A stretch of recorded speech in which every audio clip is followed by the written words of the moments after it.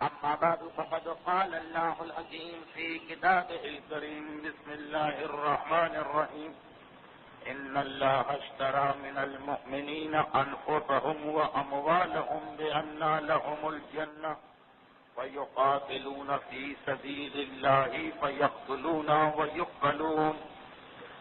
سیرت رسالت مآب کے سلسلے کی آج 77ویں تقریر ہے اور موجودہ سال کی 12ویں گفتگو. پیغمبر اسلام کی سیرت میں اب غزوات اور جہاد کے واقعات بہت کثرت کے ساتھ آپ سماعت فرمائیں گے، بلکہ شاید اس سال کی ابتدائی 2 یا 3 تقاریر کو چھوڑ کر شروع ہی سے جہاد کے واقعات آپ کے سامنے آ رہے ہیں.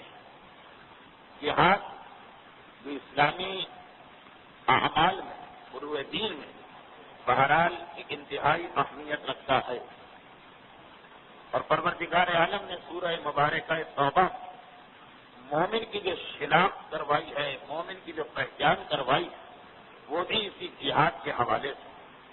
ان اللہ اشتری من المؤمنین انفسهم واموالهم، کہ یاد رکھو تمہارے پروردگار نے صاحبان ایمان سے سودا کیا، ایک بزنس کیا، ایک تجارت کی، ایک کاروبار کیا، اور وہ یہ کہ اس نے تمام صاحبان ایمان سے ان کے نفس یعنی ان کی جان کو بھی خرید لیا اور ان کے مال کو بھی خرید لیا. لیکن جب بھی کوئی سودا کیا جائے یا تجارت کی جائے تو اس میں بہرحال اگر ایک آدمی کچھ لیتا ہے تو اسے بدلے میں کچھ دینا بھی پڑتا. تمہارا پروردگار اگر مومنین سے ان کی جانوں کو اور ان کے مال کو لے رہا تو اس کے بدلے میں کیا چیز دے رہا ہے کہ انا لہم الجنہ. اس کے بدلے میں تمہارے پروردگار کا اعلان یہ کہ تم اپنی جان اور مال کو میرے ہاتھ بھیجو اور میری جنت کو لے جاؤ. یہاں پہ ضمنی طور پہ میں ایک بات کا تذکرہ کرتا چلوں کہ بعض اوقات بہت سے دینی نعرے بھی انسان پریشر میں داخل کر دیتا، یہ سوچے سمجھے بغیر کہ جو نعرہ ہم لگا رہے ہیں دین کے نام پر کیا یہ حقیقت میں دین کے مطابق ہے یا نہیں. آج کل ایک فیشن سے نکل آیا یہ کہنے کا کہ جی ہمارا مسئلہ نہ کوئی جنت ہے نہ کوئی جہنم. مولا کائنات کی یہ حدیث جو مولا نے فقط عبادت کے مسئلے کے لیے بیان کی تھی، اور وہ بھی میں عرض کرتا چلوں کہ یہ عام آدمی کے بس کی بات نہیں. بہت سے دعوے ایسے کہ اگر ایسا انسان یہ دعویٰ کرے جس میں وہ طاقت نہ ہو تو صحیح دعویٰ بھی بہرحال ایک مذاق بن کے رہ جاتا. اس طرح علی جیسی بہادری اور شجاعت کسی کے پاس نہیں، لیکن میدان جنگ جو رجب علی پڑھا کرتے وہ ایک انتہائی کمزور و مریض و ضعیف انسان اگر پڑھے تو اگرچہ وہ رجب اپنی جگہ بالکل صحیح ہوگا، لیکن علی کی شان کے مطابق ایک کمزور مومن اپنی زبان پہ اگر وہ جملہ لے کے آ جائے تو یہ ایک مذاق بن کے رہ جائے گا. اس طرح ایک مرد وقت اور مجتہد عالم علم کے بارے میں جو دعویٰ کر رہا اگرچہ وہ سچا دعویٰ ہوگا لیکن ایک جاہد مطلق بھی اگر اسی جملے کو دہرائے تو بہرحال یہ ایک مذاق بن کے رہ جاتا. وہ مولا کا دعویٰ کہ عبادت کی 3 قسمیں، ایک غلاموں کی عبادت ہے، ایک تاجروں کی عبادت اور ایک عبادت الاحرار آزاد لوگوں کی عبادت. غلاموں کی عبادت یہ ہے کہ جو ڈر سے کی جائے، یعنی جہنم کا ڈر اس لیے نماز پڑھی جا رہی. تاجروں کی عبادت وہ ہے کہ جو لالچ میں کی جائے، یعنی جنت کا لالچ اس لیے نماز پڑھی جا رہی. اور ایک ہے آزاد لوگوں کی عبادت کہ اللہ کو عبادت کے لائق پایا ہے اس لیے اس کے آگے پیشانی جھکائی جا رہی. نہ جنت کی لالچ ہے نہ جہنم کا خوف ہے. یہ دعویٰ علی کر رہے ہیں، اور یہ وہ دعویٰ جو علی ہی کے منہ پہ سجدہ اور معصومین ہی کی شان کے مطابق بہرحال ایک عام انسان نہ اتنا بڑا دعویٰ کر سکتا، اور نہ ہی اسلام نے ہمیں یہ حکم دیا کہ جب کوئی عبادت کرو تو نہ جہنم کا ڈر ہو نہ جنت کا لالچ ہو. جنت جہنم کا ڈر قرآن پیش کر رہا. آیات قرآنی پڑھتے چلے جائیے، اگر پورے قرآن کا موقع نہ ملے تو خالی وہ 30واں پارہ پڑھ لیجیے جو بچوں کو سب سے پہلے پڑھایا جاتا. آگے سے زیادہ 30واں پارہ یا قیامت کا ذکر ہے یا جہنم کا عذاب، اور جنت کا لالچ وہ بھی اسی چیز کے بارے میں آپ کو جگہ جگہ ملے گا. تو یہ جہنم کا ڈر، یہ جنت کا لالچ یقیناً معصوم کی شان تو اتنی بلند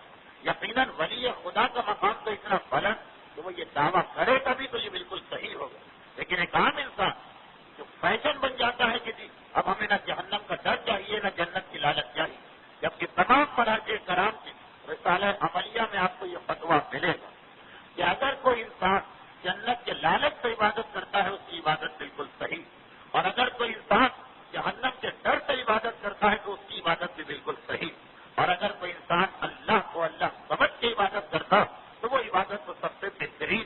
لیکن بہترین کا مطلب یہ نہیں کہ باقی صحیح چیزوں کو بھی ٹھکرا دیا جائے۔ آج بعض کتابیں پڑھ کے، بعض مضامین سن کے اور بعض الجھا دینے والی تقاریر کی وجہ سے ہمارے نوجوانوں میں بھی ایک بیگن سا چل نکلا کہ نہ ہمیں جہنم کا ڈر ہے نہ جنت کا لالچ۔ اور یہ بھی ذہن میں رکھیے گا کہ یہ جو میرے مولا کا جملہ وہ بھی عبادت کی حد تک، لیکن عبادت سے ہٹ کے عام زندگی جنت کی دعا مانگنا نہ صرف یہ کہ یہ جائز ہے بلکہ مستحب تاکید کی جا رہی تعقیبات نماز کے بعد ایک دعا یہ کہ اسألک الجنہ، پروردگارہ میں تجھ سے جنت مانگتا ہوں، بلکہ جنت کی نعمتوں کے ساتھ پورا تک کا تذکرہ ہے اس دعا جو معصوم نے خود بھی پڑھی اور ہمیں بھی پڑھنے کا حکم دیا جا رہا۔ میدان عرفات جہاں کے بارے میں کہا جاتا کہ وہ دعا مانگنے کا اتنا اہم موقع کہ وہاں پہ نمازوں تک کو مختصر کرا دیتا ہے اسلام۔ نماز اللہ کی عبادت، دعا بندے کی غرض، لیکن کہا جاتا بلکہ یہ مسئلہ ہے فقہ کا، جو حج کر کے آئے ہیں ان سے پوچھیے گا کہ عرفات کے میدان میں حکم یہ کہ نماز کو بھی کتنا مختصر کر سکتے ہو مختصر کرنے سے فائدہ کیا ہوگا کہ جو وقت مل رہا 2 منٹ 3 منٹ اس میں بھی اللہ سے دعا مانگو، اس لیے کہ دعا مانگنے کا بہترین دن عرفات تھا، اور اس دن بھی حکم دیا جا رہا کہ 70 مرتبہ کہو اللہم انی اسألک الجنہ، پروردگارہ میں تجھ سے جنت کا سوال کر رہا ہوں۔ تو عبادت جنت کے لالچ میں کی جائے وہ بھی صحیح، لیکن عبادت کے علاوہ اگر جنت کی تمنا، کوئی خرابی نہیں، کوئی برائی نہیں، عذاب خدا سے ڈر محسوس ہو رہا، کوئی خرابی نہیں۔ اب صحیفہ کاملہ کو پڑھ ڈالیے، کتنی ہی حاجتیں ایسی جو جنت کے حوالے سے چوتھے امام طلب کر رہے ہیں، کتنے ہی گناہ ایسے جہنم کے ڈر سے ان سے اجتناب کرنے کا حکم دیا جا رہا۔ یہ ساری باتیں اس لیے آپ ہیں جیسا میں نے کہا کہ آج ایک رو یہ بھی چل نکلی کہ نہ جنت کا تذکرہ ہو نہ جہنم کا، جو فطرت انسانی کے خلاف۔ فطرت میں یہ ہے کہ انسان جب کوئی کام کرتا تو کوئی نہ کوئی اس کا داعی یا مقصد ہوتا۔ چنانچہ سورہ توبہ قرآن نہ صرف یہ کہ جنت کی لالچ دے رہا بلکہ باقاعدہ تجارت کر رہا، باقاعدہ بزنس کر رہا کہ اے صاحب ایمان میں اپنی جنت تیرے حوالے کرنے کو تیار ہوں، بس شرط یہ ہے کہ تو اپنا مال اور اپنی جان مجھے دے دے۔ قرآن نے کہا کہ یہ سودا ہو گیا، یہ سودا ہو گیا، اللہ نے مومن سے یہ سودا کر دیا۔ اب سوال یہ پیدا ہوتا کہ اللہ نے ہم سے یہ سودا کیا تو یہ کیسا سودا کہ ہمیں پتہ ہی نہ چلا۔ سودا تو وہ ہے کہ خریدنے والے کو بھی پتا ہوتا، بیچنے والے کو بھی پتا ہوتا۔ تو یہ یاد رکھیے جب آپ نے لا الہ الا اللہ اور محمد الرسول اللہ اور علی ولی اللہ کہا تو یہ آپ کا جملہ نہیں، یہ خالی ایک کلمہ نہیں، بلکہ آپ کا یہ جملہ وہ سودے کی طرف اشارہ کہ اب ہم نے اپنی جان بھی اللہ کے لیے دے دی، اپنا مال بھی اللہ کے لیے دے دیا، اور اس کے بدلے میں ہم کو جنت مل گئی۔ لیکن پتا کیسے چلے گا کہ یہ آدمی اپنے سودے میں قائم؟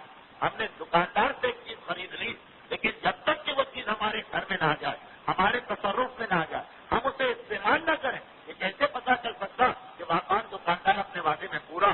تو قرآن کہہ رہا کہ جس نے اپنی جان اور مال میرے ہاتھ بیچا، ایک پہچان ہے اس کی، دیکھ لو جا کے، وَيُقَاتِلُونَ فِي سَبِيلِ اللَّهِ، اب وہ راہ خدا میں قتال کرتا، اب وہ راہ خدا میں جنگ کرتا، اب وہ راہ خدا میں جہاد کرتا، اور جب جہاد کرے گا تو اس کے 2 ہی نتیجے نکلیں گے، وَيَقْتُلُونَ، یا تو وہ کافروں کو قتل کرے گا، اور يُقْتَلُونَ، یا وہ خود راہ خدا میں مارا جائے گا۔ لیکن اب کافروں کو مارتے ہوئے بھی اسے کوئی ہچکچاہٹ نہیں، اور اس سے خود مرتے ہوئے بھی راہ خدا جان دیتے ہوئے بھی کوئی ہچکچاہٹ نہیں، کیونکہ وہ اپنی جان تو ہمیں دے چکا، جان کی جان ہی نہیں۔ اور اگر تمام جنگیں جو معصومین کے حکم سے لڑی گئی وہ قرآن کی آیت کی تفسیر، لیکن اس کا بہترین موقع میدان احد کا موقع تھا کہ جہاں پر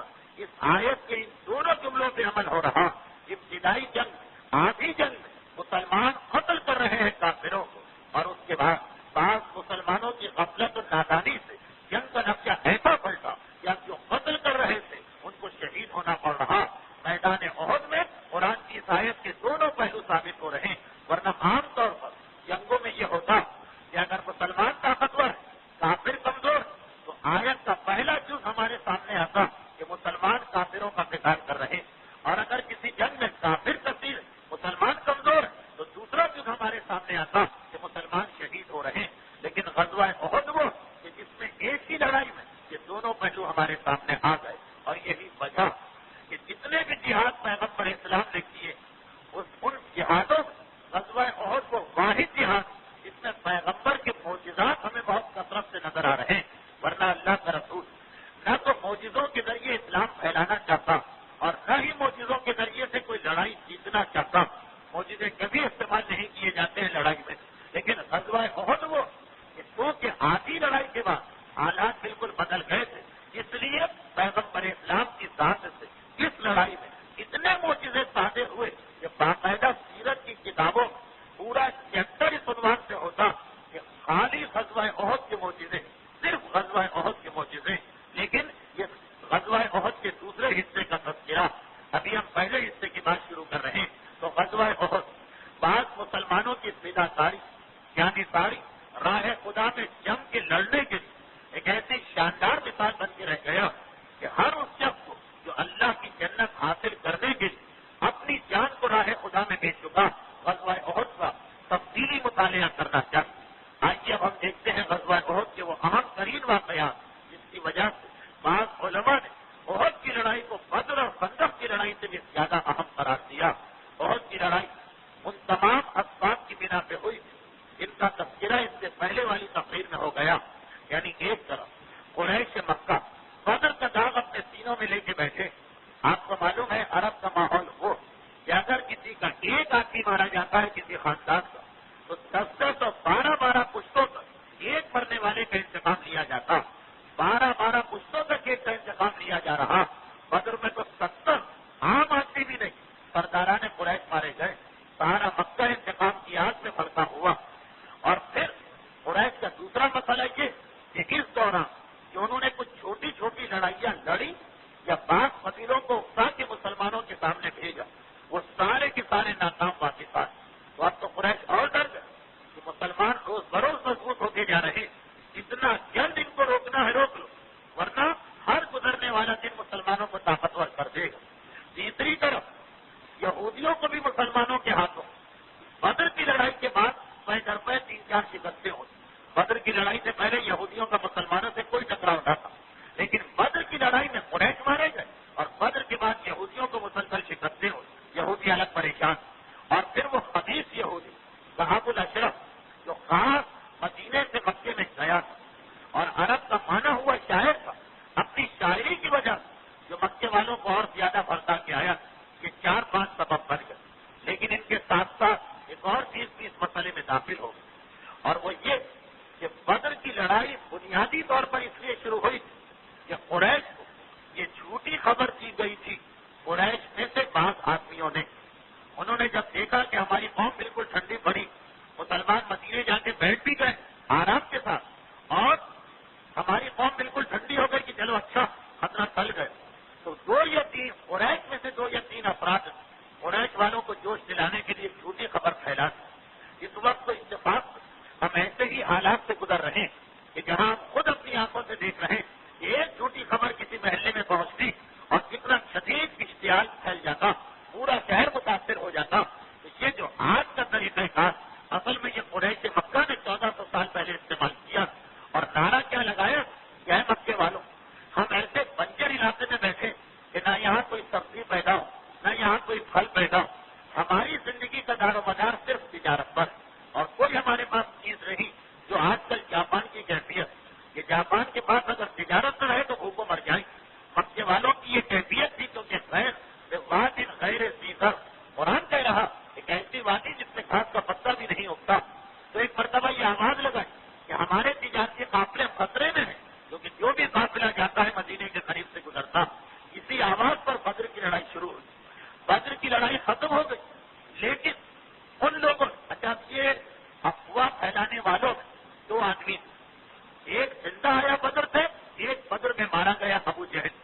لیکن جو زندہ آیا اس نے اس مسئلے کو مرنے نہ دیا اور بار بار کہا کہ اے قریشیوں دیکھا تم نے مسلمانوں کی ہمت انہوں نے ہم کو شکست دے گی اب تو اور زیادہ تجارتی راستے پہ قبضہ کر دیا ہم تو مر کے رہ جائیں گے اگر مسلمانوں کی طاقت مضبوط ہو گئی.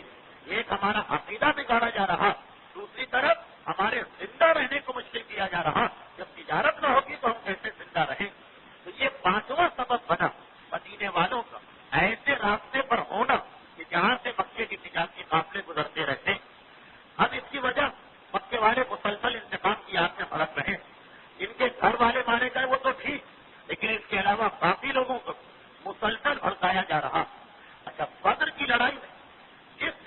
قافلے پر حملے کی افواہ اڑائی گئی وہ تو خیریت سے مکے میں آ گئے. بدر کی لڑائی اس میں لوگ مارے گئے، جس کے نتیجے میں اب تک حساب کتاب نہیں ہو سکا اس قافلے کا کہ بھائی کس کا کتنا مال آیا، کس کا کتنا نفع آیا. کہ اس دوران 4-5 آدمیوں جن کے باپ یا بھائی بدر کی لڑائی میں مارے گئے. ابو سفیان کے بیٹے اکرمہ سے ایک بات اور کہا کہ ہم نے تمام لوگوں سے مشورہ لے لیا جن کا اس تجارتی قافلے میں کوئی حصہ، اور ہم یہ چاہتے ہیں کہ بجائے اس کے کہ یہ مال تجارت ہم کو پہنچایا جائے، جو ہمارا حصہ بنتا ہے، جو ہمارا شیئر، ہم چاہتے ہیں کہ نہیں، یہ مال تجارت مسلمانوں کے خلاف اگلی لڑائی کے لیے ایک ڈونیشن، ایک عطیہ، ایک چندہ بن جائے. اور یہ 10-12-15-20 آدمی جن کا زیادہ بڑا شیئر تھا یہ سب اس پہ تیار. اچھا، مال تجارت سارا ابو سفیان کے ہاتھ میں اس لیے تھا کہ اصل میں تو وہی تجارتی قافلے کا لیڈر تھا. چنانچہ بیٹے نے اس ڈیلیگیشن یا وقت کو اپنے باپ سے ملا دیا. اس میں خاص طور پر امیہ کا بیٹا صفوان بہت بڑھ کر کے حصہ لے رہا اور کہتا ہے کہ ابو سفیان، بھارت اگلی لڑائی تو ہم کو لڑنا بغیر پیسے کے تو نہیں لڑی جائے، ہم تیار. یہ سارا دیکھیں کون سا سامان تجارت، اسی سامان تجارت کو بچانے کے لیے یہ بدر کی لڑائی میں گئے. لیکن اب ان کے نزدیک مسلمانوں کا خطرہ اتنا بڑا کہ جس سامان کو بچانے کے لیے یہ میدان میں نکلے اب اسی سامان تجارت کو، اسی مال تجارت کو برباد کر رہے ہیں کہ نہیں، یہ سب لے کے جاؤ، اس کو جمع کرو. یہ 50,000 مثقال سونا اور 1,000 اونٹ کے. ایک اونٹ میں نے عرض کیا بار بار، جیسے آج ایک ٹرک یا ایک بس کی قیمت ہوتی اتنا قیمتی ہوتا ہے ایک اونٹ. 1,000 اونٹ اور 50,000 مثقال سونا، یہ کل سامان تجارت تھا. دارالندوہ خانہ کعبہ کے صحن، جہاں خانہ کعبہ کی چھت سے سونے کا پردانہ لگا اور جس کے نیچے وہ گول دیوار، اس کو جناب حاجرہ اور جناب اسماعیل کے مقبرہ ہونے کا شرف بھی ہے کہ اسی میں ان دو کی قبریں. اس کے بالکل ساتھ قریش کا ایک اسمبلی ہال یا پارلیمنٹ ہاؤس تھا جس کا نام دارالندوہ. یہیں پر رسول خدا کو شب ہجرت قتل کرنے کی سازش ہوئی. یہ سارا سامان لا کے اس میں جمع کر کے تالا لگا دیا گیا. اونٹوں کو حفاظت سے رکھا گیا. 50,000 مثقال سونے کی مالیت کے برابر سامان یہاں جمع ہو گیا. حرم کے بالکل سامنے دارالندوہ عربوں کا سب کا مشترکہ مقام، تاکہ صبح شام دوپہر جب بھی اس پہ نگاہ پڑے مسلمانوں سے انتقام یاد آتا رہے. لیکن ایک بات یاد رکھیے گا، جس نقطے کو کفار مکہ سمجھ چکے آج کا مومن اس کو بلا کے بیٹھا. کفار مکہ کو یہ معلوم ہے کہ ہم میں سے ہر گھرانے کا کوئی آدمی بدر میں مارا گیا. چنانچہ جب احد کی لڑائی کا نعرہ بلند ہوگا، انتقام انتقام انتقام، ہر خاندان سے افراد آئیں، ہر آدمی آئے گا. لیکن قریش مکہ کو معلوم کہ کوئی بھی کام کرنے کے خالی آدمی کافی نہیں ہوتے ہیں بلکہ پیسہ بھی چاہیے ہوتا. نہ خالی پیسہ کسی کام آتا ہے، نہ خالی افراد کسی کام آتے. دونوں کو ملایا جائے تب تحریکیں آگے بڑھتی. وہ باطل کی تحریک چلانے والوں کو یہ معلوم ہے کہ افراد کے ساتھ مال کی بھی حیثیت. اور یہاں یہ مومن آج کا مسلمان پورا دین علماء کے حوالے کر کے بیٹھا. یہ سارا ان کا کام ہے کہ وہ دین کے پیغام کو آگے بڑھائے. آپ نے اب تک کتنا حصہ لیا؟ آپ نے اپنی دولت میں سے کتنا راہ خدا میں خرچ کیا؟ آپ نے اپنے مال میں سے کتنا تبلیغ دین کے لیے دیا؟ دیکھیے، دو الگ الگ چیزیں، ایک ہے یتیموں اور غریبوں اور بیواؤں کی مدد اور ایک ہے تبلیغ دین. ہمارے یہاں اگر کوئی نیک آدمی نیکی کرنے کے لیے کھڑا بھی ہوتا تو ماحول ایسا، وہ سمجھتا ہے کہ یتیم خانہ بنا دیا بہت کام ہو گیا، ایک اسپتال بنا دیا بہت بڑا کام ہو گیا، غیر شادی شدہ غریب بچیوں کی شادیاں کرا دی، یتیم بچوں کی بہت بڑا کام ہو گیا. اسلام میں توازن یہ بھی نہیں کہ سارا کچھ اس طرح سے دین کے لیے دو کہ لوگ بھوکوں مرنے لگے. لیکن ایسا بھی نہیں کہ تمہارے سامنے فقط غریب اس طرح سے آئے کہ جو تبلیغ دین ہے وہ کام رک گیا.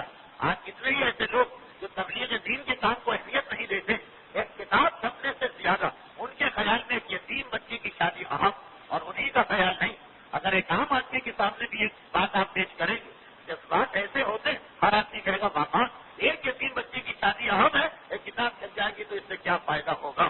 وہ یہ فکر بتا رہی کہ اس پہلو کو نظر انداز کیا گیا کہ اگر یہ دین رفتہ رفتہ معاشرے سے چلا گیا تو کون باقی بچے گا جو عام افراد کو یتیم کی شادی اور بیوہ کی مدد اور چھوٹے چھوٹے یتیم بچوں کی مدد کا شوق دلا.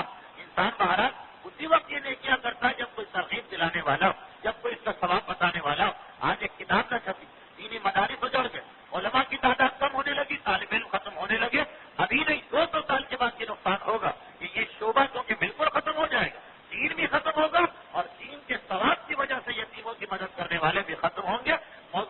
طویل ہے، اس وقت اس کی گنجائش نہیں، لیکن کفار مکہ یہ سمجھ گئے، یہ اعلان نہیں ہوا کہ 50,000 کے ساتھ بدر کی لڑائی میں مارے جانے والوں کے خاندان کے لیے جس کا باپ مارا گیا اس کے یتیم بچے کو پیسہ دیا جائے گا، جس کا شوہر مارا گیا اس کی بیوہ کو یہ مال دیا جائے گا. جی نہیں، کہا کہ یہ سب انتقام اور بدلہ لینے کے لیے. یتیم اور بیوہ جو ہے وہ مسئلہ اپنی جگہ، لیکن اس سے زیادہ اہم مسئلہ تحریک جلانا ہوتا. اسلام کے پاس یہ تصور ہے، اس لیے خود کے 2 بالکل برابر سے حصے کیے گئے، لیکن عام آدمی یہ چیز بھول جاتے.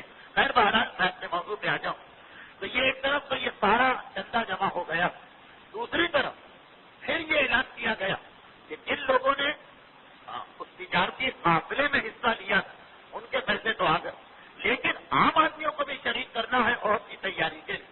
چنانچہ کہا گیا کہ جن لوگوں نے اس کے اندر جن کا پیسہ نہیں وہ الگ سے لا کے چندے دیں، باقاعدہ جگہ جگہ چندے جمع کرنے کے مرکز قائم ہو گئے. یہ مکے میں ہو رہا. تیسری چیز عربوں کا خیال تھا کہ ماتم کرنے سے انتقام کی آگ ٹھنڈی ہو جاتی، چنانچہ ماتم کرنے پہ پابندی لگائی گئی تاکہ نہ کوئی بیوہ اپنے شوہر کا اور نہ کوئی یتیم اپنے باپ کا ماتم کر سکے اور نہ ہی اس کا دل ٹھنڈا، بلکہ ہر وقت اس کے دل کے اندر ایک آگ پھڑکتی رہے. اس سے فائدہ ہوگا آگے چل کر. اگر اس بیوہ کے دل میں آگ پھڑک رہی ہے انتقام کی تو اب وہ اپنے خاندان کے دوسرے افراد کو بھیجے گی میدان جنگ. چنانچہ ماتم پہ پابندی لگا دی گئی. چوتھا طریقہ یہ اختیار کیا جا رہا کہ مسلمانوں کے خلاف میدان میں نکلنا. بدر کے علاوہ وہ اور چھوٹی چھوٹی لڑائیوں میں کفار شکست کھا کے آئے، اس لیے ان کو پتا کہ پوری تیاری کیے بغیر گئے تو مارے جائیں گے. چنانچہ یہ تیاریوں کے طریقے. چوتھا طریقہ یہ اختیار کیا گیا کہ عربوں کے اندر شعر و شاعری اس کی اہمیت بہت زیادہ، بہت ہی زیادہ. یعنی شاعری ان کو گویا پاگل کر دیتی تھی، مجنون بنا دیتی تھی. شاعری کے ذریعے سے آپ ان سے جو کام چاہے کروا سکتے. اور یہی وجہ کہ جو قرآن معجزہ بن کے رسول خدا کو عطا ہوا، پہلا ٹکراؤ تو عرب معاشرے سے تھا، یہ آیا ہی عربوں کی زبان، عربوں کی فصاحت اور عربوں کی شاعری کے مقابلے. بہرحال عربوں کے یہاں شاعر کی اہمیت بہت زیادہ. ایک شاعر اپنے 4 لائنوں کی شاعری کے ذریعے پورے گھرانے اور خاندان کو مرنے پہ آمادہ کر سکتا. تو مکے والوں نے لسٹ بنائی کہ ہمارے یہاں کون ایسے شاعر ہیں جن کی زبان میں بڑا اثر. آج کل بھی آپ نے دیکھا ہوگا جب جوش پیدا کرنا ہوتا ملتی نغمے آتے ہیں، قومی ترانے آتے ہیں، تحریکی مختلف قسم کے تحریکی نغمے آتے ہیں. تو یہ سب قریش کر چکے ہیں، وہی ساری چیزیں ہیں جو آج دہرائی جا رہی. چنانچہ انہوں نے چاروں طرف ڈھونڈا جتنے بھی ان کو ایسے جادو بیان شاعر میں.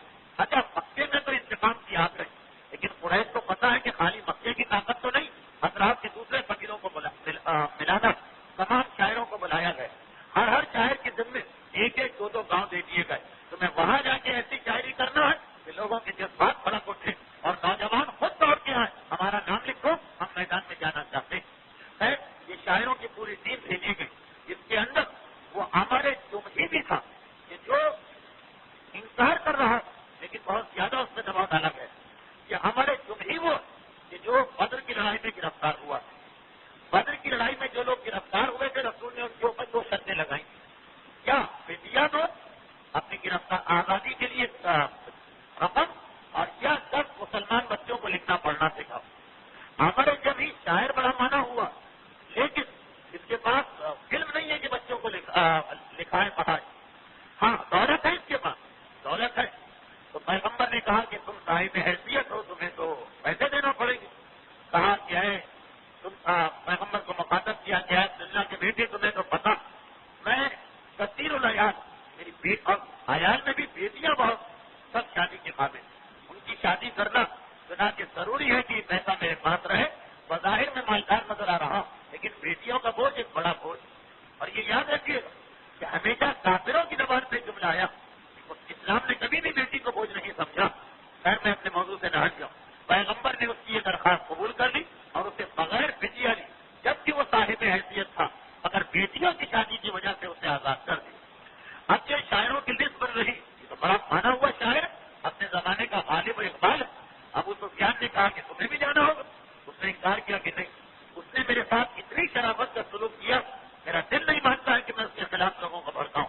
ابو سفیان نے کہا اگر تمہیں مکہ میں رہنا اور ہمارے ساتھ تعلقات کو بنا کے رکھنا تو ہمارا ساتھ دینا پڑے گا، ورنہ ہم جتنے اس کے دشمن ہیں اتنے تمہارے دشمن ہو جائیں. چنانچہ مجبوری کے عالم میں یہ بھی گیا. لیکن جب پہنچ گیا اس کے ہاتھ شاعری کا موقع ہے، پھر تو اتنا جوش پیدا کہ ابو سفیان سے زیادہ جوشیلی شاعری کر کے نوجوانوں کو مکے کی جانب بھیج رہا. یہ چوتھا طریقہ. مال تجارت کو جمع کیا گیا, چندے جمع کیے گئے, رونے سے روکا گیا, شاعروں کو بھیجا گیا اطراف کے قبیلوں کے اندر. اور آخری اور پانچویں اہم ترین چیز جو کافروں نے کی تاکہ ان کا لشکر بڑے سے بڑا ہو جائے, وہ یہ کہ عرب کے زمانے جاہلیت عورتوں کا تانا مردوں کے لیے ایک بہت ہی بڑی دنگ و آر کی چیز سمجھا جاتا. کوئی عورت ہمیں تانا نہ, مر جائیں گے لیکن کسی عورت کا تانا برداشت کرنے کو تیار نہیں ہوتے. چنانچہ ابو المختلف ایک وہ شخصیت بدر کی لڑائی, یہ واقعات پہلے آ چکے ہیں, اشارہ کر رہا ہوں کہ جن کے لیے پیغمبر نے امان نامہ دے دیا اور مسلمانوں کو حکم دیا کہ جہاں پر ابو المختلف نظر آئے, کیونکہ یہ شریف کافر اور مدد بھی کر چکا ہے ہماری مکے, اس لیے اس کو کوئی قتل نہ کرے, اس سے چھوڑ دیا جائے. اور آپ کو یاد ہوگا ایک مسلمان کے سامنے ابو المختلف آ بھی گئے, اس نے کہا بھی تھا کہ میں تمہیں آزاد کرتا ہوں, اس لیے کہ رسول نے منع کیا. ابو المختلف نے کہا میرے ساتھ میرا بھانجا بھی, اسے بھی چھوڑنا ہوگا. کہا کہ نہیں, رسول نے خاص تمہارے بارے میں کہا ہے, بھانجے کے بارے میں نہیں کہا جسے میں ماروں گا. تو ابو المختلف کا جملہ کیا تھا کہ پھر میں بھی مر جاؤں گا, اس لیے کہ اگر میں اکیلا واپس گیا تو عرب کی عورتیں مجھے تانا دیں کہ اپنی جان بچانے کے لیے ایک اور کو مصیبت میں مبتلا کر کے آ گیا. تانا میرے لیے مشکل ہے, مر جانا میرے لیے آسان, اور وہ مر بھی گیا اسی وجہ کہ عرب کی عورتیں اسے تانا نہ دیں. تو یہ عربوں میں چیز چلی آ رہی کہ تانا جو ہے عورتوں کا تانا, اس کو کوئی مرد تیار سننے کو تیار نہیں. مر جائیں گے لیکن ایسا کوئی کام نہیں کریں گے جس میں عورتوں کو تانا ملے. ایک یہ چیز. دوسری ایک چیز اور ذہن میں رکھی کہ عربوں کے کچھ قبیلوں غیرت کی انتہا یہ سمجھی جاتی ہے کہ وہ اپنی بیٹیوں کو پیدا ہوتے ہی زندہ دفن کر دیتے. یہ ان کے یہاں غیرت ظلم نہیں تھا. ہمارے یہاں تصور یہ ہے کہ وہ ظلم کی وجہ سے بیٹیوں کو دفن کرتے تھے, بوجھ کی وجہ سے بیٹیوں کو دفن کرتے تھے. جی نہیں, ایسا نہیں, غیرت کی وجہ سے بیٹیوں کو دفن کرتے. غیرت کس بات کی؟ غیرت اس بات کہ میدان جنگ میں اگر کوئی قبیلہ شکست کھاتا تو جو دشمن ہے وہ مردوں کو قتل کر کے عورتوں کو کنیز بنا لیتا, اور اب اس کو برداشت کرنے کو تیار نہیں کہ میری بہن, میری بیٹی, میری بیوی, میری ماں کسی کی کنیز بن. چنانچہ وہ قبیلے جو حربوں میں کمزور تھے, یعنی جو اکثر شکست کھاتے, ان کے یہاں یہ رواج تھا کہ وہ اپنی بیٹی کو پیدا ہوتے ہی زندہ دفن کر دیتے تاکہ نہ عورت رہے گی اور نہ کبھی میدان جنگ میں وہ خطرہ ہمارے سامنے آئے گا. ہاں, جو طاقتور قبیلے اتنے طاقتور کہ ان کو یقین تھا کہ ہم کبھی شکست نہیں کھائیں گے, اسی لیے وہ اپنی بیٹیوں کو زندہ دفن نہیں کرتے. پتا نہیں کبھی آپ نے اس مسئلے پر غور کیا ہے یا نہیں کہ عرب میں اگر بیٹیاں دفن کرنے کا رواج تھا تو یہ ساری نسلیں پھر چلی گئی. یہ سارے کے سارے عرب کے لوگ پیدا کیسے ہوئے؟ اگر ساری بیٹیاں مار دی گئی تو یہ بات میں پورا سلسلہ کیسے چلا؟ بغیر عورت کے تو نسل انسانی آگے نہیں بڑھ سکتی. شاید آپ نے کبھی غور نہ کیا ہو, لیکن اس کی وجہ یہ کہ چونکہ یہ ظلم نہیں, اگر ظلم ہوتا تو سارے عرب یہ ظلم کرتے. نہ بیٹیوں کو بوجھ کا مسئلہ, اگر بیٹی کو بوجھ سمجھ کے دفن کیا جاتا تو یہ تو سارے عربوں کا مشترکہ مسئلہ نہیں. غیرت کی وجہ سے دفن کرتے.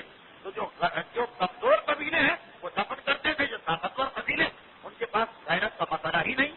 خصوصاً جو قبیلے مکے میں رہتے, کیونکہ کوئی جنگ بھی ایسی نہیں ہوئی کہ مکے پہ حملہ کر کے مکے کی گھروں سے عورتوں کو اٹھایا گیا.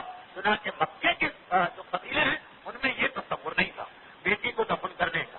البتہ وہ جذبہ تو تھا, غیرت کا جذبہ. تو عربوں میں یہ دو چیزیں عورتوں سے متعلقہ یاد رکھیں. ایک تو وہ کسی عورت کا تانا نہیں سن سکتے, مر جانا قبول کرے گا, تانا نہیں. اور دوسرا اس کی غیرت کا تقاضا یہ کہ وہ کبھی برداشت نہیں کرے گا کہ میری بہن یا بیٹی میرے سامنے کوئی غیر اس کو اٹھا کے لے جائے, پہلے مر جائے اور اس کے بعد یہ حادثہ پیش آئے, دوسری بات ہے. تو اب احد کی لڑائی کے لیے جو بڑے بڑے لیڈر انہوں نے پانچویں چیز یہ کہی کہ احد میں خالی مرد نہیں جائیں گے بلکہ عورتیں بھی جائیں گی. کیوں جائیں گی عورتیں؟ انہیں دو وجوہات. ایک تو یہ کہ جب عورتیں میدان احد میں ہو, عورتوں کو کوئی آدمی بھاگنے کو تیار نہیں ہو. عورتیں ایسے مقامات ہمارے اسلامی معاشرے میں بھی کہ جہاں سے مثلاً میں بہت ہی چھوٹی مثال دے رہا ہوں, کچھ لڑکیاں گزر رہی ہیں وہاں پہ, بزدل آدمی بھی اپنے آپ کو بہادر بنا کے دکھانے کی کوشش کرتا. تو قریش کے یہاں سے یہ مسئلہ بہت بڑا. ابو المختلف اس بات میں مر گیا کہ مکے کی عورت مجھے تانا نہ دے کے بھانجے کو چھوڑ کے آیا. تو اب یہ عورتوں کا ایک پورا لشکر بنایا گیا, اسے ساتھ میں لے کے جانا تاکہ اگر کسی مرحلے سے بدر جیسی صورتحال پیش آئے کہ قریش کو بھاگنا پڑے, یہ عورتیں تانے دے دے گی اور جوش دلا دلا کے لوگوں کو روکے. اور پھر یہ کہ عورتوں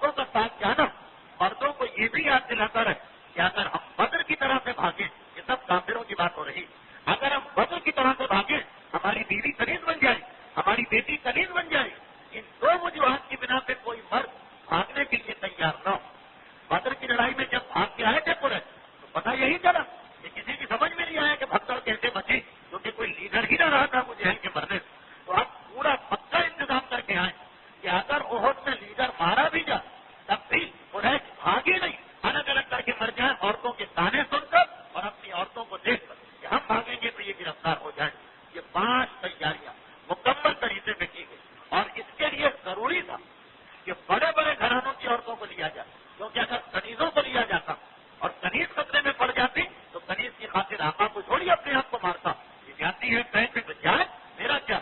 تو شریف گھرانوں کی، شریف کا مطلب اصلی شریف نہیں، شریف کا مطلب جو بڑے مشہور مالدار بڑے بڑے گھرانے مکے کے، ان کی عورتوں سے کہا گیا کہ تمہیں بھی چلنا ہے اس لشکر کے اندر۔ اور یہ عورتیں خباثت کے اندر اپنی انتہا پہ پہنچی ہوئی انتقام کی آگ میں بھڑک رہی، انہوں نے کہا کہ ہم چلنے کو تیار۔ اب ان کی فہرست کتاب میں نہیں، کیونکہ روایتوں میں ہے کہ تقریباً 400-500 کا لشکر خالی عورتوں کا تھا، لیکن ان میں سے کچھ کے نام اور ہر نام کی تشریح میں کرنے جاؤں گا بہت وقت لگے، بس یہ یاد رکھیں کہ اس زمانے کے مکے کے ان سے بڑے خاندان اور کوئی نہ تھے، کیونکہ خاندان بنی ہاشم تو گویا ہجرت کر چکا، اب اس کے چند افراد رہ گئے، باقی تمام بڑے خاندانوں کی نمائندگی۔ ابو سفیان کی بیوی ہندا وہ ان عورتوں کے لشکر کی سردار بنی۔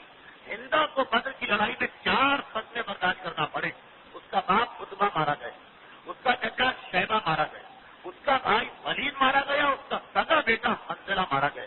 چنانچہ ویسے ہی جو انتقام یہ خاندان بنو امیہ سے۔ اس کے علاوہ دوسری عام ترین عورت جو اس لشکر میں وہ خود ابو جہل کی بہو، ابو جہل میدان بدر میں جہنم واصل ہو چکا، اس کا بیٹا اکرمہ زندہ آیا تو اکرمہ نے اپنی بیوی کو لیا، یعنی ابو جہل کی بہو، ابو جہل کا خاندان کتنا بڑا اس کی بہو بھی اتنی ہی بڑی کہلائے گی، وہ ساتھ میں جا رہا۔ طائف جو مکے کے قریب ایک شہر، اس کا جو سردار تھا مسعود ثقف، اس کی بیٹی فاطمہ کو لیا گیا تاکہ طائف کے جتنے لوگ وہ اپنے سردار کی بیٹی کو دیکھیں مر جائیں قدم پیچھے ہٹانے کو تیار نہ ہو۔ خالد ابن ولید جو بدر کی لڑائی میں جن کا بہت زیادہ تذکرہ، احد کی لڑائی میں جن کا تذکرہ آئے گا، لیکن خالد ابن ولید، ان کا باپ ولید ابن مغیرہ اور بیٹے خالد ابن ولید، ان کی سگی بہن جن کا نام بھی فاطمہ تھا ان کو لیا گیا۔ یہ خود ایک بہت بڑا خاندان خالد ابن ولید کا خاندان، اور خالد ابن ولید کو میدان احد کے جم کے لڑنا، ان کی بہن ساتھ کہ اگر کبھی بھائی کے قدم اکھڑنے لگے اپنی بہن کو دیکھ کے ایک مرتبہ وہ مر جائے لیکن قدم پیچھے نہ ہٹا۔ اس کے علاوہ جناب محسب ابن عمیر، محسب ابن، یہ تاریخ اسلام کی اتنی اہم شخصیت کہ سیرت رسول خدا میں 2-3 تقریریں تقریباً پوری انہی کے حالات سے گزر چکی۔ یہ وہ ہے جنہوں نے مدینے میں اسلام پہنچایا، یہ وہ ہے جنہوں نے مدینے کے لوگوں کو پیغمبر کی ہجرت کے لیے تیار کیا، بڑا اہم ان کا مقام۔ اور ان کا تعلق عرب کے انتہائی مشہور گھرانے سے، عرب میں ایک گھرانہ تھا عبدالدار، یاد رکھیے یہ ساری چیزیں ابھی تقریر میں آگے چل کے واضح ہوں۔ عبدالدار کے لوگ علم برداری کے لیے بہت مشہور، کہ اگر ان کے ہاتھ میں علم دے دو یہ مر جائے گا پیچھے نہیں ہٹے گا۔ تو جب کوئی بہت بڑی خطرناک لڑائی ہوتی جس میں علم کو بچانا بہت اہم ہوتا تو خاندان عبدالدار بنی عبدالدار کو بلایا جاتا۔ بہت کی لڑائی میں بھی کافروں نے اپنا پرچم اس کے خاندان کو دیا، لیکن اس خاندان کی ایک شخصیت محسب ابن عمیر مسلمان ہو چکے ہیں، اور غالباً اسی وجہ پیغمبر نے بھی احد کی لڑائی میں مسلمانوں کا پرچم محسب کے ہاتھ میں دیا کہ اگر قریش اس گھرانے کے ایک آدمی کو علمدار بنا کے لائے ہم بھی اسی گھرانے کے آدمی کو اپنا علمدار بنائیں۔ محسب ابن عمیر، ان کی اپنی ماں حقیقی اور سگی ماں وہ بھی ان خواتین میں شامل ہیں کہ جو میدان احد میں لڑنے کے لیے اور کافروں کو جوش دلانے کے لیے آئی۔ عمر عاص، ان کے حالات مولا کے حالات میں صفین و جمل میں بہت آتے ہیں، ان کی اپنی بیوی ریتا وہ بھی اس لشکر میں شامل۔ فرض یہ کہ جتنے بڑے بڑے گھرانے مکے کے، اب کنیزوں کو نہیں لیا، چھوٹے گھرانے کی عورتوں کو نہیں لیا، بلکہ جتنے بھی سرداران قریش ہیں ان کی یا بیوی آئی یا بیٹی آئی ہے یا بہن آئی ہے یا بہو آئی۔ پھر ان کے ساتھ جو چھوٹے گھرانوں کی عورتیں یا کلیزیں ہوں گی وہ تو عقلاً ہے کہ وہ تو آئی ہوں گی، لیکن اتنی بڑی بڑی عورتیں بھی آ رہی ہیں۔ یہ پانچ تجاویز ذہن میں رکھے ایک بڑا لشکر تیار کر چکے ہیں اور ایسے مکہ پیسہ بھی آ گئے، شاعروں کی وجہ سے افراد بھی آ گئے، عورتوں کی وجہ سے لڑنے کا جذبہ رکھنے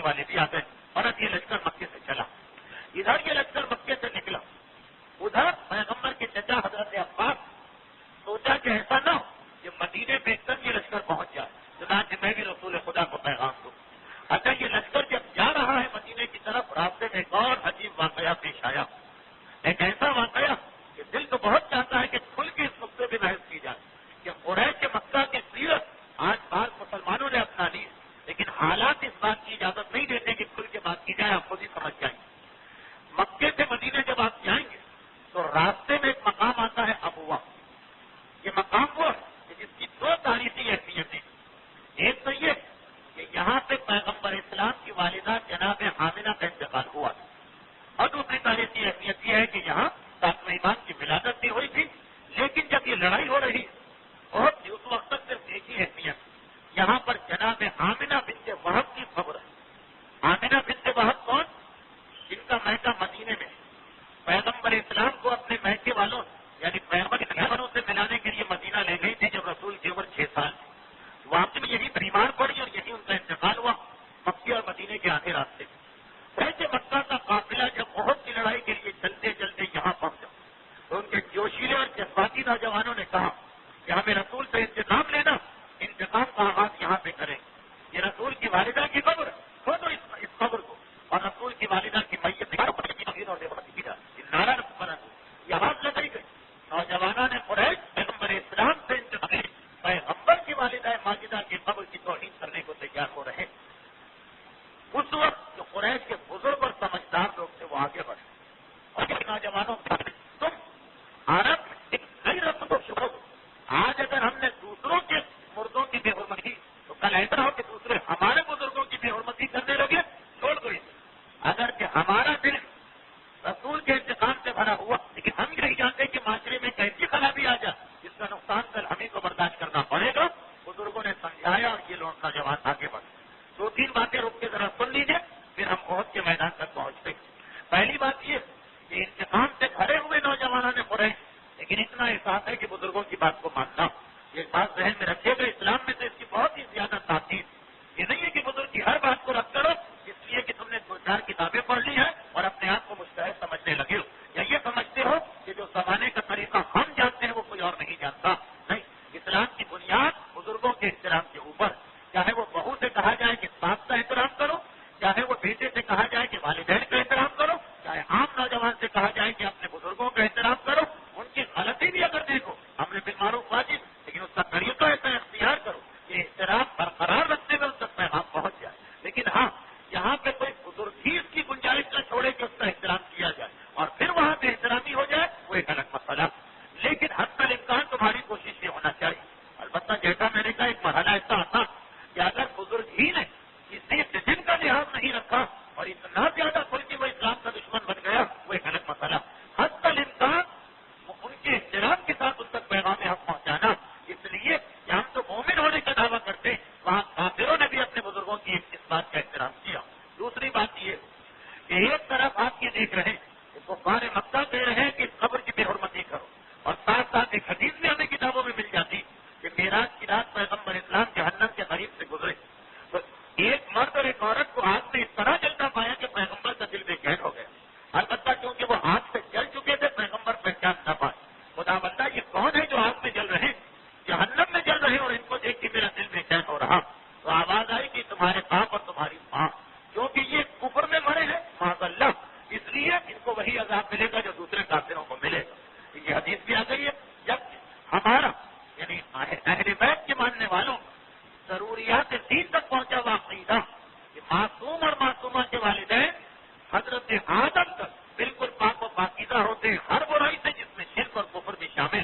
لیکن وہ قریش مکہ جو توہین بے حرمتی کرنے جا رہے ہیں تو وہ توہین و بے حرمتی ہے یا یہ توہین و بے حرمتی ہے جو ایسی روایت اور ایسا واقعہ دیا گیا. اور آخری بات یہ کہ پہلی مرتبہ قبروں کو ڈھا دینے کی آواز قریش مکہ نے بلند کی. توڑ دو قبروں کو، ڈھا دو قبروں کو، منہدم کر دو قبروں کو. اب یہ ہمارا دیکھنے کا کام کہ ایسا تو نہیں کہ ہم بھی اپنی لا علمی غفلت میں اور شیطان کے بہکاوے میں آ کے سیرت رسول کو چھوڑ کے سیرت قریش مکہ پہ چل رہے ہیں. بہرحال مقام ابوا پہ یہ آواز بلند ہوئی. بزرگوں نے کہا کہ نہیں اس قبر کو ہاتھ نہ لگا اس لیے کہ ایک بری رسم پڑ جائے گی ہمارے درمیان عربوں کے درمیان. آگے بڑھو. اب یہ لوگ آگے بڑھتے بڑھتے مدینے کے قریب پہنچ گئے. قریش کو چونکہ جنگ کے مقابلہ کرنا مکے سے مدینے جس راستے سے ہم داخل ہوتے ہیں وہاں باغات بہت ہیں، پہاڑیاں بہت، وہاں پہ جنگ لڑنا بہت مشکل. قریش نے کہا کہ ہم الٹی طرف سے مدینے میں داخل ہوں گے جہاں کھلا میدان اور جہاں جنگ کرنے میں ہمیں مزہ آئے گا. کیوں؟ اس لیے کہ قریش کا لشکر 5000 کا ہے. 3000 ان کے پاس سوار ہے، 3000 سوار، 2000 پیدل چلنے والے. تعداد میں بہت اختلاف ہے لیکن میں اس روایت کو پڑھ رہا ہوں جس میں سب سے زیادہ تعداد بتائی گئی. 3000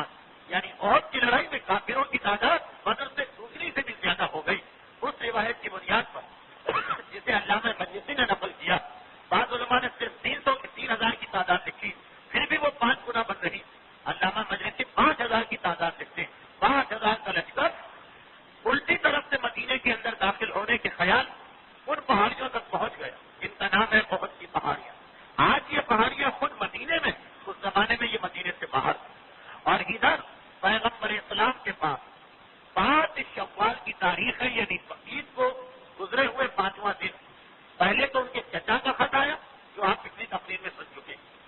اس کے بعد جب پیغمبر 2 نوجوانوں کو انس اور مونس ان کو بھیجا کہ جاؤ ذرا دیکھ کے آؤ، انہیں کہ مکہ کہاں، یہ دیکھ کے آئے اور فوراً گھبرا کے آئے۔ اللہ کے رسول وہ تو بالکل مدینہ کے سر پہ پہنچ چکے، بلکہ مدینے کے باہر جو قریظ نامی چراگاہ وہاں بھی انہوں نے لوٹ مار شروع کر دی، پوری چراگاہ کو لوٹ لیا۔ پیغمبر نے کہا لیکن ان کی تعداد کتنی؟ ان نوجوانوں نے شرمندگی سے سر جھکا لیا۔ اللہ کے رسول وہ اتنے بکھرے ہوئے تھے کہ ہم اندازہ نہیں کر سکے۔ پیغمبر نے ایک اور جاسوس کو بھیجا، یہ جمعرات کا دن ہے 5 شوال، وہ گئے اور آپ کی اطلاع دی کہ اللہ کے رسول میرا اندازہ یہ کہ 3000 سے تو یہ کم ہو ہی نہیں سکتے۔ اب اتنا بڑا لشکر، بدر کی لڑائی میں صرف 950 آئے، کہاں 3000، وہ بھی اندازہ ہے کہ 3000 سے کم نہیں، 4-5 ہزار کے قریب بھی یہ لشکر ہو سکتا۔ اب یہ جو پیغمبر اسلام نے سنا، ایک مرتبہ تمام مسلمانوں کو پیغام دیا کہ کل نماز جمعہ کے بعد ایک اہم ترین میٹنگ ہونے والی، جس میں ہم طے کریں گے کہ ہمیں کیا کرنا، اور یہ کہہ کہ پیغمبر اسلام عشاء کے بعد اپنے گھر میں چلے، یعنی یہ شب جمعہ جو میراث کا دن ختم ہوا 5 شوال شب جمعہ کو، باقی تمام مسلمان گھروں میں چلے گئے۔ انصار مدینے کے پرانے باشندے جو ایک وعدہ کر کے آئے تھے رسول کے پاس کہ اللہ کے رسول آپ ہمارے شہر میں آ جائیں، جب ہم مر جائیں گے اس کے بعد دشمن آپ تک پہنچے گا۔ انہوں نے آپس میں میٹنگ کی کہ اگر جو رسول نے ہم سے کچھ نہیں کہا لیکن دشمن اتنا قریب آ چکا، ہمیں اپنے عہد کو پورا کرنا۔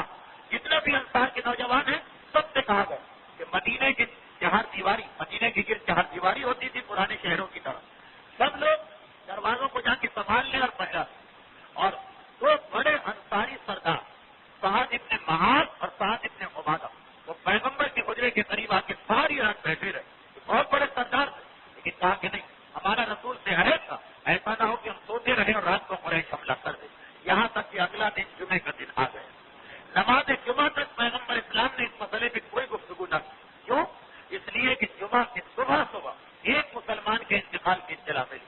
پیغمبر نے کہا پہلے ایک مسلمان کی تجہیز و تدفین اہم ہے، اس مسئلے پہ ہم بعد میں بات کریں گے۔ نماز جمعہ کے وقت تک وہ مسلمان کو غسل دے کے کفن پہنا کے نماز پڑھ کے کفن کر دیا گیا۔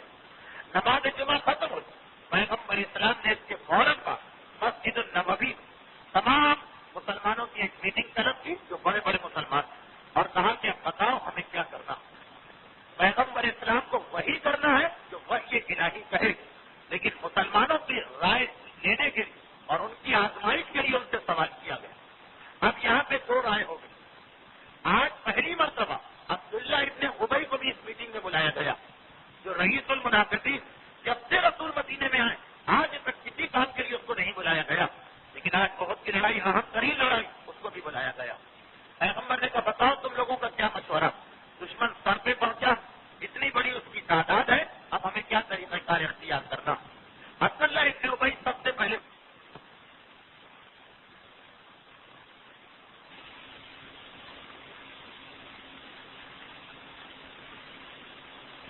اور کچھ نہ ملے تو ان کو پتھروں کے ڈھیر لے کے دے، مرد مکانات کی نچلی منزلوں میں تیار بیٹھے، اوپر جو مدینے کی 4 دیواری ہے کسی کو قریش نہیں توڑ سکے، اور اگر اس کو توڑ کے مدینے میں داخل ہو تو ہم گلی گلی ان کا مقابلہ کریں گے۔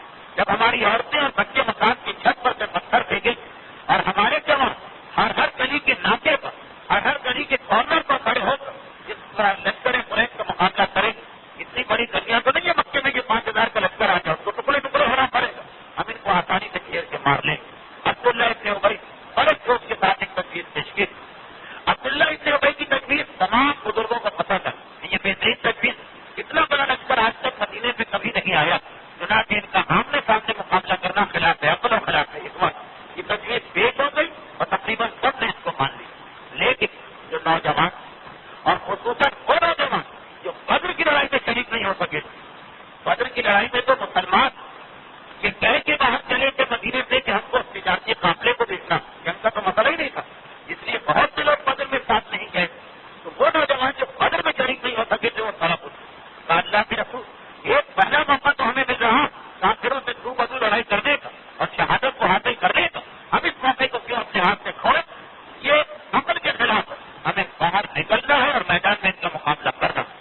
اور خصوصاً سعد ابن معاذ بہت بڑے سردار وہ کھڑے ہو تو اللہ کے رسول اصل فیصلہ آپ کو کرنا، لیکن ایک چیز سمجھ میں نہیں آتی، ہم مدینے والے جب کافر اس وقت ہمارا اطراف میں بہت زیادہ روک، کسی کی ہمت نہیں تھی ہم پر آسانی سے حملہ کرو. آج مسلمان ہو کر ہم اتنا ڈر جائیں کہ دشمن ہمارے دروازے پر آئے اور ہم دروازہ بند کر کے بیٹھ جائیں. اللہ کے رسول بدر میں ہماری تعداد بند، ہم نے نکل کے مقابلہ کیا اور جیت گئے. آج تو ہماری تعداد بھی زیادہ، اگر ان کی تعداد زیادہ ہے تو کیا آج ہمیں باہر نکل کے مقابلہ کرنا پڑے گا. اور پھر سعد ابن معاذ نے کہا اللہ کے رسول اگر ہم شہر کے اندر اس کا مقابلہ کرتے ہیں اور ہار جاتے ہیں تو ختم ہو، لیکن اگر باہر میں مقابلہ کرتے ہیں اور ہار جاتے ہیں تو ہمارے پاس ایک موقع تو ہوگا کہ واقف آ جائیں شہر میں آ کے اپنے آپ کو بند کر لیں اور پورے شہر کی چاروں طرف محاصرہ کر کے بیٹھ جائیں. ایک دو چانس سے اگر ہم باہر نکل کے مقابلہ کرتے سعد ابن معاذ کی گفتگو ختم ہوئی. اب جناب حمزہ کھڑے رسول خدا کے سب بڑے جوش میں ایک مرتبہ کہا کہ آپ رسول فیصلہ آپ کو کرنا، لیکن اس خدا کے پسند جس نے آپ نے قرآن نازل کیا میں اس وقت تک کھانا نہیں کھاؤں گا جب تک کہ میدان میں نکل کے دشمن سے مقابلہ نہ کر لوں. یہ جناب حمزہ کا جوش، سعد ابن معاذ کی تقریر اور نوجوان ایک طرف، بزرگ حضرات ایک طرف ہو گئے. اور اب طے نہیں ہو رہا ہے کہ کیا کرنا، فیصلہ رسول کو کرنا، لیکن ابھی مسلمان آپس میں اختلاف کر رہے ہیں. اتنے میں خیثمہ کھڑے ہوئے. مجھے یقین ہے کہ آپ میں سے اکثر لوگ ان کا نام بھول چکے ہوں. ان کا نام 2 سال پہلے کی تقاریر میں آیا، یہ شاید پچھلے سال خیثمہ کھڑے ہوئے. خیثمہ کون ہے؟ بس انہیں کی باتیں ہیں، آج کی گفتگو ختم ہو جائے گی تقریباً اور آخر میں پھر کچھ مسائل. خیثمہ کون؟ خیثمہ ایک بہت ہی بوڑھے انسان، تقریباً ان کی عمر 70 سال کے قریب. ان کے بیٹے سہاد عربوں میں بہت ہی کامن نام، تقریباً ہر خاندان میں 2-4 سہاد مل جاتے ہیں. ان کے بیٹے کا نام سہاد تھا. جب پیغمبر مکے میں تھے تو آپ کو یاد ہوگا انہوں نے مدینے کے لیے 12 اپنے نمائندے بنائے تھے، ہر خاندان کا ایک نمائندہ. خیثمہ کے بیٹے سعد کو بھی ان کے مدینے کا نمائندہ بنایا گیا. سعد میدان جنگ کے بدر میں شہید ہو چکے ہیں، ان کا پورا باپ زندہ. ان کا واقعہ 2 سال پہلے بھی آیا ہے لیکن آج تو زیادہ اہم ہے. سن جب ایک طرف بزرگوں کی رائے ہو گئی کہ ہمیں شہر میں بیٹھ کے مقابلہ کرنا، ایک طرف جوانوں کی رائے ہوئی کہ ہمیں باہر نکل کے مقابلہ کرنا، تو ہے بس سب بول چکے خیثمہ کھڑے ہوئے. عمر کے اعتبار سے یہ ایسے کہ ہر ایک کو اندازہ ہے کہ یہ بزرگوں والی بات کہیں گے کہ شہر میں بیٹھ کے مقابلہ کرو. انہوں نے کہا اللہ کے رسول آپ کو معلوم میرا ایک بیٹا تھا ساتھ جو جنگ کے بدر میں آپ کے ساتھ گیا تھا اور اس کے بعد واپس نہیں آئے، وہ شہید ہو گئے. اللہ کے رسول ایک بات جو میں اب بتاتا ہوں، اس وقت آپ بدر کی لڑائی کے لیے جا رہے تو رسول کا اس وقت کیا حکم تھا کہ ہر خاندان میں سے ابھی ایک آدمی آئے. میرا بیٹا ساتھ تیاری کرنے لگا اور میرا بڑا فرما بردار بیٹا جو کفار اپنے والدین پہ ظلم کرتے تھے جب مسلمان بنے، پیغمبر نے کہا اللہ کے پاس جو کسی کا حق ہے وہ والدین کا. چنانچہ یہ اپنے والدین سے اتنا اچھا سلوک کرنے لگے کہ بہت سے کافر والدین تو بیٹے کو دیکھ کے مسلمان ہو گئے. تو خیر میرا بیٹا بڑا سعادت مند. میں نے اسے تیاری کرتے دیکھا، کہا بیٹا ایک بات سنو، تم ابھی جوان اور تمہیں آگے بہت موقع ملے. میں بوڑھا ہوں، کل کا بھروسہ نہیں. میری زندگی میں یہ پہلا موقع آیا ہے کہ میں جہاد کے ثواب کو حاصل کروں. بیٹا اس جنگ میں مجھے جانے دو جو بدر کی لڑائی. تم جوان ہو، اس کے بعد بھی لڑائیاں ہوں گی، پھر تمہیں موقع مل جائے. اور ویسے بھی تم میرے انتہائی سعادت مند بیٹے ہو، پھر کچھ پہنے ہیں تمہاری ان کا خیال بھی تمہیں رکھنا.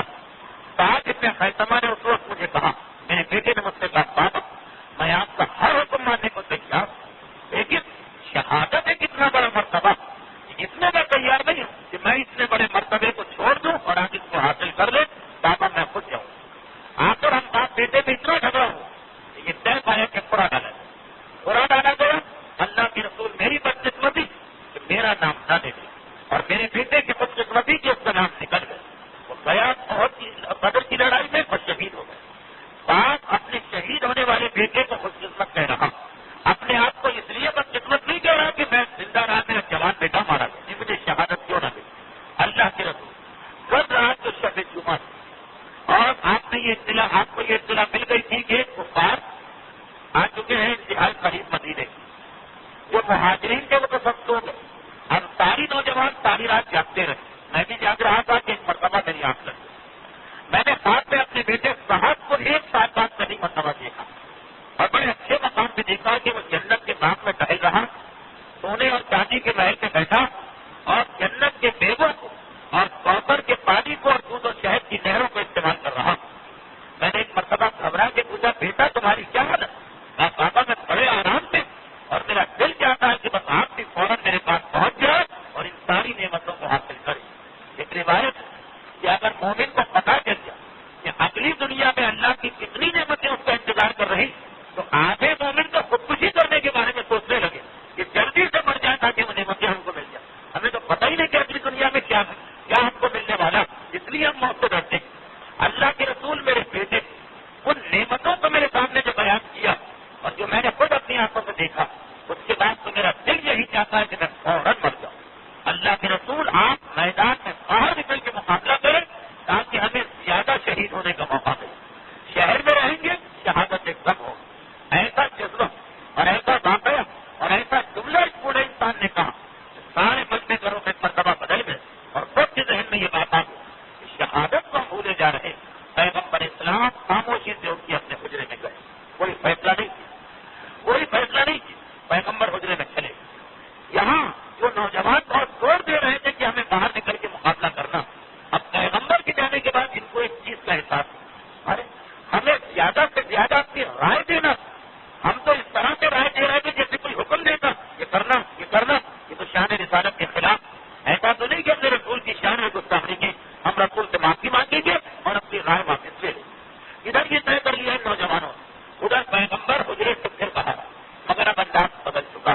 پیغمبر نے پھیرا اپنے جسم پر پہن لی، امامہ پیغمبر جنگی امامہ پیغمبر کے سر پہ آ چکا، کمان پیغمبر کے کندھے پر ہے، ڈھال پیغمبر کی پیٹھ میں ہے، تلوار پیغمبر کی کمر میں ہے، نیزہ پیغمبر کے ہاتھ میں ہے، اور بالکل اس طرح مجاہد نکلتا سب سے پہلے پیغمبر اپنے حجرے سے باہر آ۔ نوجوانوں نے آگے بڑھ کے اب کی اللہ کی رسول ہم سے گستاخی ہوگی، ہمیں مشورہ دینا، لیکن ایسا لگا کہ ہم حکم دے رہے ہیں، ہم اپنی رائے واپس لیتے ہیں اور اب آپ شہر میں بیٹھ کر ہی مقابلہ کریں۔ پیغمبر نے اس وقت ایک جملہ کہا کہ نبی کے لیے یہ جائز نہیں کہ ایک مرتبہ اگر ہتھیار اپنے جسم سے سجا لے تو بغیر جنگ کے ہتھیار اتارے، نہیں پھر اس کو جنگ کرنا پڑے۔ ایک تقریر آج سے 4 سال پہلے ہوئی کہ امتی اور نبی میں کیا فرق، 30 فرق میں نے بتایا کہ نبی کو 4 عورتوں سے زیادہ شادی کی اجازت ہے، نبی میں نماز شب واجب۔ ان میں ایک فرق یہ کہ نبی جب ہتھیار اپنے جسم پہ سجا لیتا پھر اس کے لیے جائز نہیں ہے کہ اپنے ہتھیار کو اتارے۔ یہ جنگ احد میں پیغمبر نے جملہ کہا، اب تم سب تیار ہو جاؤ، لشکر اسلامی چلنے والا۔ پیغمبر اسلام کے اعلان فرما چکے، لشکر اسلامی حرکت کرنے والا۔ اس وقت ایک چھوٹا سا بڑا عجیب واقعہ ہوا، خصوصاً بچوں کو سنانے والا واقعہ ہے، اگرچہ بچے آج کے ضرب میں حالات کی وجہ سے نظر نہیں آ رہے، لیکن خیر اس کو میں اگلی دفعہ بھی دوہرا دوں۔ جب پیغمبر نے مسلمانوں کو تیار ہونے کا حکم دیا تو وہ جتنے مسلمان جو نابالغ، لیکن نابالغ پر جہاد واجب نہیں، جتنے نابالغ ہیں سب کو پیغمبر نے واپس کیا۔ اچھا ماحول ایسا کافروں سے لڑنا، سارے نابالغ بچے بھی نکلا، پیغمبر نے کرنے بہرحال ہم اسلام کے لیے لڑنے جا رہے ہیں اور اسلام کا حکم یہ کہ نابالغ مکلف نہیں، وہ میدان میں نہیں جا سکتا، چنانچہ پیغمبر نے نابالغوں کو سب کو واپس کر دیا۔ اس میں زید ابن ثابت ہے مشہور، اسامہ ابن زید ہے پیغمبر اسلام کے غلام، زید ابن حارثہ کے بیٹے۔ اس کے اندر ابو سعید خدری ہے، جنت البقیع میں ایک قبر ایسی ہے جس کے گرد کمرہ بنا، اس میں جناب فاطمہ بنت اسد کی قبر کہی جاتی ہے اور ابو سعید خدری بہت ہی عظیم صحابی لیکن اس وقت نابالغ، اس میں برہ ابن عاصم، اس طرح 10-12 بہت ہی مشہور شخصیتیں تھیں جو آگے چل کے مشہور ہو، اس وقت بچے سب کو پیغمبر نے واپس کیا۔ ابو رافع جو تھے انہوں نے دیکھا کہ پیغمبر سب کو واپس کر رہے ہیں، اچھا پیغمبر ہر جگہ ان میں رسالت کو استعمال نہیں کرتے، واپس کیا جا رہا ہے حد دیکھ کر، نابالغ و بالغ کے سب میں فرق۔ ابو رافع بچوں کے بل اس طرح کھڑے کہ بہت اونچے نظر آنے لگے۔ پیغمبر اسلام نے جب ان کی یہ عادت دیکھی تو پیغمبر کو پتا ہے کہ یہ نابالغ، لیکن جب یہ دیکھا کہ اس طرح سے اپنے آپ کو بنا کے ظاہر کیا جا رہا، پیغمبر مسکرا اور کہا ٹھیک ہے تمہاری یہ عادت، تمہارا یہ طریقہ مجھے بہت پسند آیا، چلو اگر تم آنا چاہو تو آ جاؤ۔ اور پھر اسید نے جو پیغمبر کے پرانے صحابی سفارش بھی کی کہ تیر اندازی میں ان کا کوئی مقابلہ نہیں کر سکتا، ان کو ساتھ لے لی، پیغمبر نے لے لی۔ یہ منظر دیکھ کر نابالغ بچوں میں سے سمرا جنہیں رسول واپس کر چکے وہ پھر ایک مرتبہ تو اللہ کے رسول آپ ان کو لے جا رہے ہیں، مجھے کیوں نہیں لے جا رہے؟ اگر میں نابالغ ہوں تو یہ بھی نابالغ۔ پیغمبر نے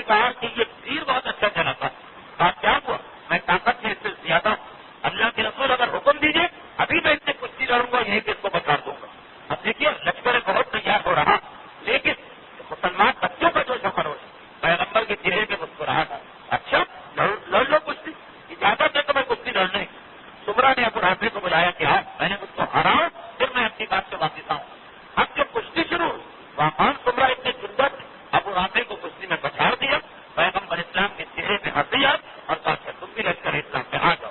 مگر یہ سارا جذبہ کب پیدا ہوتا؟ یقینی طور پر اس میں ان کے والدین کا حصہ سب سے زیادہ ہوگا. چھوٹے چھوٹے بچے ان کے میدان میں جانے کا وقت اور موقع بھی نہیں، ان کو واپس بھی کیا جا رہا. پیغمبر اسلام کہہ بھی رہے ہیں کہ میں حکم دیتا ہوں واپس جاؤ، لیکن نہیں، سڑک کے آگے بڑھتے ہیں کہ میدان جنگ میں دشمنوں کا مقابلہ کرنا، ہم بھی اپنا خون بہائیں گے راہ خدا کے اندر. یہ چھوٹے چھوٹے بچوں کا جذبہ اسلام میں یہ غیر مکلف. لیکن جب والدین دیندار تو اولاد کے پاس دین صرف بالغ ہونے کے بعد نہیں آتا، وہ شروع ہی سے دین کے اوپر عمل کرتا رہتا. جس طرح جنگ احد میں بچوں کی مثال. اور عجیب بات یہ کہ جب ان بچوں کی مثال ہمارے سامنے کہ دیندار والدین کے گھر اگر چھوٹا بچہ ہو تو وہ بھی دیندار بنتا، جب عام گھرانوں کی یہ مثالیں تو مجھے حیرت اور تعجب ہوتی مامون رشید کی عقل پر اور اس سے زیادہ اس کے گھرانے کی عقل پر، جو ہمارے نوے امام کی معرفت کو اس لیے حاصل نہیں کر پا رہے کہ دیکھنے میں امام بہت چھوٹے نظر آ رہے ہیں. آپ کو معلوم آج 10 رجب کی شب اور یہ شب ولادت ہے ہمارے نوے امام محمد تقی علیہ الصلوۃ والسلام. اس شب شہادت کی مناسبت حالات شہر کے ایسے نہیں ہے کہ بہت لمبی تقریر کی جائے، لیکن یہ کیسے ممکن ہے کہ ہم اس موضوع کو نظر انداز کریں. شب شہادت کی مناسبت سے آج مسائل اتفاق نہیں ہوں گے. 2-4 منٹ جو مسائل کا وقت میں بہرحال اس عنوان کو دینا چاہتا ہوں. مامون رشید اور مامون رشید کے خاندان والے حیران ہیں اس بات کے اوپر اتنا چھوٹا سا بچہ اور ایسی بات کیسے کہہ رہا، کیونکہ نوے امام کے اکثر واقعات مشہور، تو واقعات کو بیان کرنے کی ضرورت نہیں. مامون اس وقت حیران ہوا جب شکار کر کے وہ واپس آتا اور امام یہ بتا دیتے ہیں کہ اس نے کیا شکار کیا اور کس انداز سے شکار کیا. وہ حیران ہوا، حیران ہو رہا. جنگ احد کی تاریخ بتا رہی کہ غیر معصوم گھرانوں میں بھی اگر دین آ جائے تو ان کے بچے بھی کچھ اور ہی بچ جاتے. اور پھر یہ تو معصوم گھرانہ، یہ تو معصوم گھرانے کا معصوم فرزند ہمارا نواں امام مامون حیران ہو رہا. اور پھر جب مامون کی حیرت ختم ہوئی، اسے معرفت امام حاصل ہوئی اور اس نے اپنی بیٹی کی شادی کا اعلان کیا تو اس کا سارا گھرانہ ایک مرتبہ مخالف ہو گیا. کیوں؟ وہی کم تھی اور کوئی ان کے پاس حضور نہیں. سارا گھرانہ کیوں مخالف ہو رہا کہ تو نے اتنے چھوٹے بچے کو اپنا داماد بنایا اور ہم سب کے اوپر ترجیح دی. سب وہ قاضی یحییٰ ابن اکثم کا مناظرہ ہوا. ایک بات میں اور بتا دوں کہ قاضی یحییٰ ابن اکثم سے امام کا مناظرہ ہوا تھا جب امام مامون کے محل میں پہنچے. لیکن اس سے بھی بہت پہلے، اس سے بھی کم سنی میں، اس سے بھی 2 سال پہلے جب امام مدینے میں تھے تو اس وقت راوی کہتا ہے کہ میں نے ایک دن امام کے پاس گزارا. 10ویں امام کے حالات میں بھی میں نے جملہ عرض کیا تھا، پھر وہ جملہ رہا. راوی کہتا ہے کہ ایک دن جب امام کی عمر اس وقت سے بھی کم تھی. اس وقت کا واقعہ اکثر سنتے یحییٰ ابن اکثم کا واقعہ. احرام کی حالت میں اگر کسی نے شکار کیا تو کفارہ کیا ہوگا؟ اور امام کا فرض کر یہ سوال کہ ایک دن میں 8 مرتبہ ایک مرد عورت کو دیکھتا ہے، 4 مرتبہ دیکھنا حرام تھا، 4 مرتبہ دیکھنا حلال، وہ مشہور مناظر. اس وقت بھی امام کی عمر اتنی کم تھی کہ پورے دربار کو حیرت تھی. لیکن یہ جو حدیث میں پڑھ رہا یہ تو اس سے بھی پہلے کا واقعہ. راوی کہتا ہے کہ میں ایک دن مسجد النبوی میں امام کے ساتھ بیٹھا. کیا عمر ہوگی امام کی اس وقت؟ مشکل سے 7.5 سال یا اس سے بھی کم. اور میں نے دیکھا کہ مصر والوں کا ایک بڑا امام کے پاس آیا اور امام ایک ہی سٹنگ میں، ایک ہی نشست میں 3000 ان کے مسئلوں کا جواب دیا. 7.5 سال کی عمر ہے، صرف ایک دن کی میں بات کر رہا. ہمارے معصومین 10ویں امام کے حالات میں بھی یہ واقعہ ہے کہ ایک دن میں 1000 مسئلے بیان کیے. سرکار سید الشہداء کے حالات میں آیا کہ ایک دن 1 گھنٹہ خانہ کعبہ کے دروازے کے سامنے حج کے زمانے میں 1000 مسئلے بتا. لیکن ہمارا نواں امام ان سے عمر کے اعتبار سے سب سے کم سے اور ایک مسجد میں 3000 مسئلوں کا امام نے جواب دیا. اگر عالم اسلام کی صحیح معرفت حاصل کرتا، امام کی زبان سے نکلے ہوئے ایک ایک جملے کو محفوظ کیا جاتا، تو پتا نہیں کہ یورپ آج ترقی کر رہا ہے، کتنی صدیوں پہلے ہم مسلمان یہ ترقی کر چکے ہوتے. بدقسمتی ہماری، ہم نے قدر رکھی نعمتیں الہی اور وہ جو 3000 مسئلوں کا جواب دیا وہ بھی امام نے ہم نے قدر رکھی نعمتیں الہی اور وہ جو 3000 مسئلوں کا جواب دیا وہ بھی امام نے شان امامت سے جواب دیا. اس طرح سے جواب دیا کہ ابھی کوئی سوال کرنے والا 3000 کا مجمع بیٹھا، سوال کرنے والا امام اس کو جواب دے کے آگے بڑھ جاتے. یہ سوال کرنے والا دل میں سوال جواب دے کے امام آگے بڑھ جاتے. ہاں نہیں، صحیح ہے، غلط ہے، جائز ہے، ناجائز ہے، اس طرح سے سوالات کا سلسلہ چل رہا. اور اسی میں ایک وہ حدیث ہمارے پاس آئی آگے بڑھ کر یہ رابی جو یہ روایت نقل کر رہا ہے وہ کہتا کہ مطلب میں نے دیکھا یہ دوران سوال امام نے ایک آدمی کی طرف رخ کی کہا کہ نہیں اسے پسند نہیں اسے نماز پوری پڑھنا اور آگے بڑھ گیا. اب میں حیران اس نے تو کوئی سوال ہی نہیں کیا کوئی بات ہی ابھی نہیں کی. امام نے کہا نہیں اسے پوری نماز پڑھنا ہے پسند نہیں. خیر امام تو آگے والوں کو جواب دے رہے ہیں. میں نے اس سے پوچھا کہ کیا آپ نے یہ سوال کیا وہ خود حیران ہو پڑے گا. کہتا ہے میں خود حیران ابھی تو یہ سوال میں نے امام سے کیا بھی نہیں. میں نے پوچھا کہ تھا کیا سوال جس کا یہ جواب تو کہا کہ میں نے معصوم سے یہ پوچھا کہ اگر کوئی آدمی کشتی کا ملہ اور اس کا پانی ہے کشتی چلانا جیسے آج ہوائی جہاز کے پائلٹ جیسے آج ریلوے انجن کے ڈرائیور جیسے آج ٹرانسپورٹ کمپنی کے ڈرائیور ہیں جو انٹر سٹی بسیں ہوتی ویسے کشتی کا ملہ جہاز سے کہتے مجھے سوال یہ کرنا تھا کہ اسلام میں قصر نماز تو ہے لیکن اگر کوئی آدمی کشتی کا کیپٹن اور وہ اپنے جہاز اور کشتی پہ جاتا ہے اس کو قصر پڑھنا ہے یا نہیں پڑھنا یہ سوال میرے دل میں اور امام نے بغیر سوال سنے بلکہ میری سوال پہ بھی نہیں آیا یہ نہیں اسے قصر نہیں اسے نماز پوری پڑھنا جو آج کے ساتھ مسئلہ بنا ہوا کہ جو آدمی کثیر السفر یعنی جس کا کام ہی سفر اس کے لیے قصر نماز نہیں. کیپٹن کو نماز پوری پڑھنا ڈرائیور کو نماز پوری پڑھنا سیلس مین کو نماز پوری پڑھنا اگر وہ فاصلہ طے بھی کر لے جو ہماری نمازوں کو قصر کرا دیتی یہ نوے امام کا ایک جملہ. اسی طریقے وہ مسئلہ بھی نوے امام نے ہی ہم کو بتایا کہ جو ایک آدمی پریشان تھا جس اور معاشرے میں جو رائے آج جب لوگ میرے ساتھ حج کے اوپر جاتے تو مکہ مکرمہ میں بھی یہ مسئلہ میں لوگوں کو بتاتا ہوں لیکن بہرحال بہت وقت کا میں آپ کی اس کی تفصیل تو نہیں آتی. راوی کہہ رہا ہے کہ میں اس دن پہنچا اپنے نبی امام کے پاس اور میں نے کہا فرزند رسول ہر سال خدا کا شکر ہے کہ مجھے حج کا موقع ملتا. جب میں حج کے لیے جاتا ہوں تو وہاں طواف کرتا ہوں.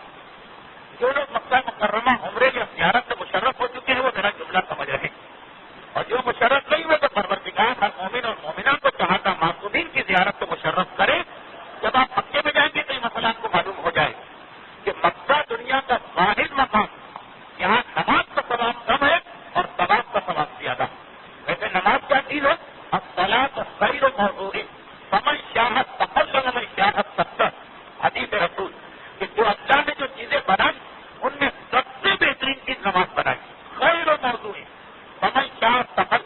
اگر کوئی چاہے کم نماز پڑھے ومن شاء استكبر جو چاہے زیادہ نماز پڑھے. نماز کم بھی پڑھی جائے زیادہ بھی پڑھی جائے اس سے بہتر کوئی چیز نہیں. یہ نماز کا اصول. لیکن یہ ساری دنیا میں اصول چلے آسٹریلیا یا جاپان سے لے کے جنوبی امریکہ اور امریکہ کے آخری مغربی کوسٹ تک. لیکن ساری دنیا میں ایک مقام مکہ ایسا جہاں پہ یہ اصول نہیں چلتا. مکے میں نماز کا ثواب کم ہے باہر سے آنے والے کے. ہاں اگر کوئی آدمی 2 سال مکے میں رہ جائے اور تیسرا سال شروع ہو جائے پھر تو اس کے لیے بھی وہی عام مسئلہ ہے کہ نماز زیادہ افضل. لیکن جو آدمی مکے میں 2 سال سے کم رہا یا ہم جیسے لوگ جو 10 دن کے لیے جاتے ہیں مکے میں نماز کا ثواب کم ہے طواف کا ثواب زیادہ. طواف کا مطلب کیا جس کے لیے آپ کا دل چاہے نیت کرے میں فلاں کے لیے طواف کرتا ہوں خانہ کعبہ کے ساتھ چکر لگا. اچھا اب جو لوگ حج اور عمرے پہ جاتے ہیں عمرہ 2 گھنٹے میں ہو جاتا حج 5 دن میں ہوتا لیکن عمرے کے لیے جانے والا اگر مکے میں 5 دن ٹھہر رہا 2 گھنٹے کے بعد کیا کرے طواف کرے.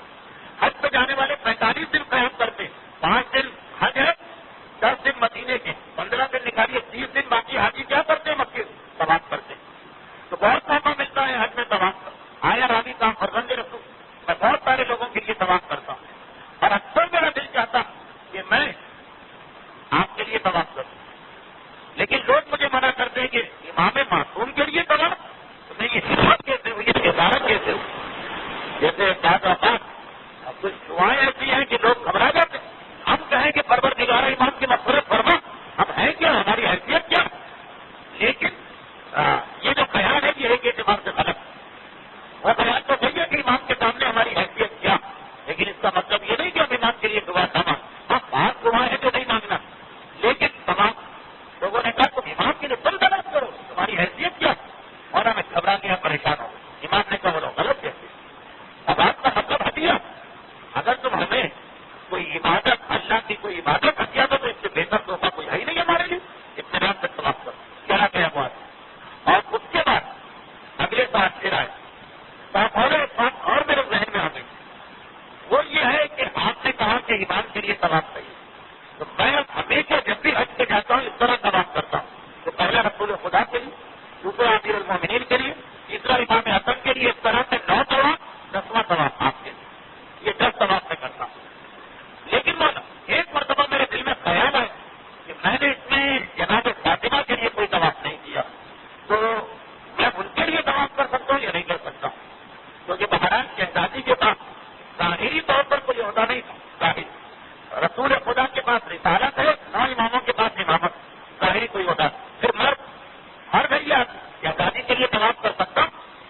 وقت نبی امام نے فرمایا کہ ضرور ہماری دادی کے لیے، ہماری جدہ کے لیے تو طواف ضرور کرنا، کبھی طواف کو نہ بھولنا، اور یاد رکھو کہ تم ہماری دادی کے لیے جو طواف کرو گے یہ اعمال میں سب سے افضل عمل ہے، اس سے افضل کوئی عمل نہیں ہو سکتا.